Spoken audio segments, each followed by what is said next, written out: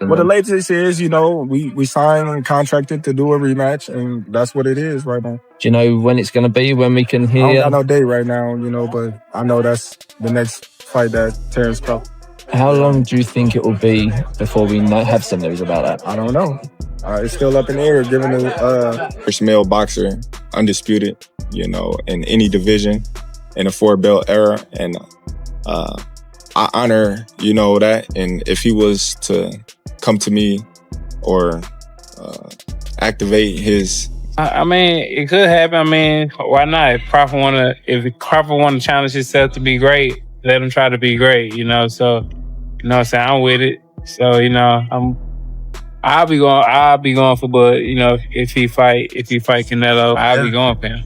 The boxing world is once again in chaos. Just when it seemed like Terence Crawford and Errol Spence Jr. had moved on, new talks for a rematch have suddenly become serious. This time, it isn't just rumors. Real negotiations are happening behind closed doors. Both fighters are speaking out, and the pressure is growing fast, especially with Crawford questioning Spence's status in the sport. Here's what you need to know. I wanted to see that immediately after that fight, but now time has kind of ran its course.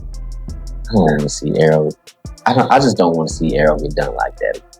That's all. And I believe Errol Spence is a generational talent, great fighter. Crawford and Spence have never been quiet fighters.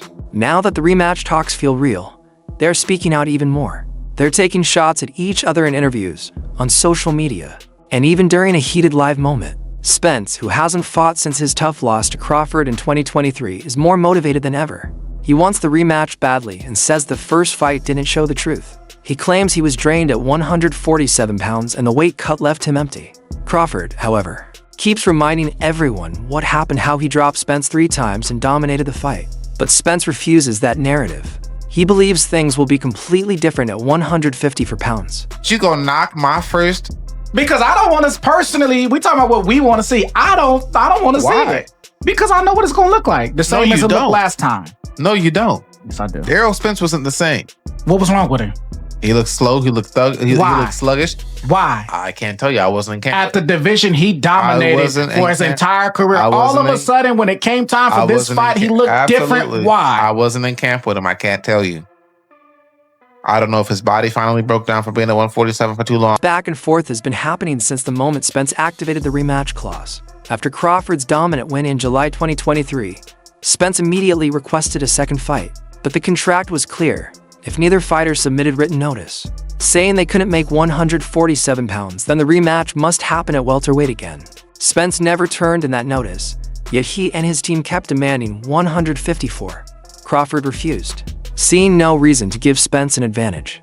That's where the stalemate began. The fight can't be made, but weight can be used as an excuse and sort of say, I don't feel like it. Like, I'll go up for this guy, but not another guy. So, that's sort of the spirit. The language is very, more precise and very definitive. But the concept is, out of fairness, is, let's not be selective. Then Spence's health issues paused everything. He needed eye surgery, went through recovery, and faced questions about whether he could return to top form. While Spence focused on healing, Crawford moved forward. He won another title at 154 pounds by beating Israel Madrimov, and completely dismissed any talk of a rematch. When reporters asked him about Spence, he barely reacted, simply saying no. At that time, it looked like their rivalry was officially over. Question. I don't want your reaction. Is a Errol Spence rematch on the table still, or no? All right, we're gonna wrap this. I have to tell you. But now things are changing fast. Crawford isn't fully shutting the door anymore. Spence is increasing the pressure, calling him out whenever he gets the chance. Many fans believe Spence deserves another opportunity because the weight cut drained him, and he wasn't at his best. Others argue it's just an excuse, and that the same result would happen again regardless of weight. I truly believe that the fight would have went that way regardless, because stylistically, the fundamentals on that level, Crawford is just outclasses Errol Spence in every single category. Spence is taking this personally.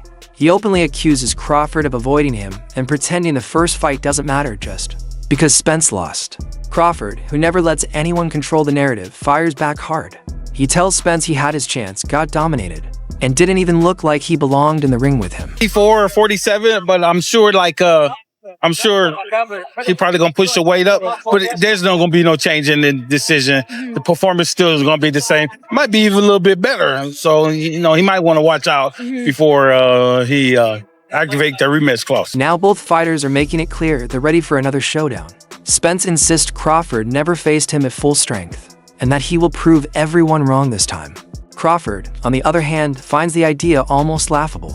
He thinks Spence is overrated to predictable, and says he would beat him even faster in a rematch. The trash talk is heating up, and with both sides confirming the ongoing discussions, the fight is closer than ever. Let's go!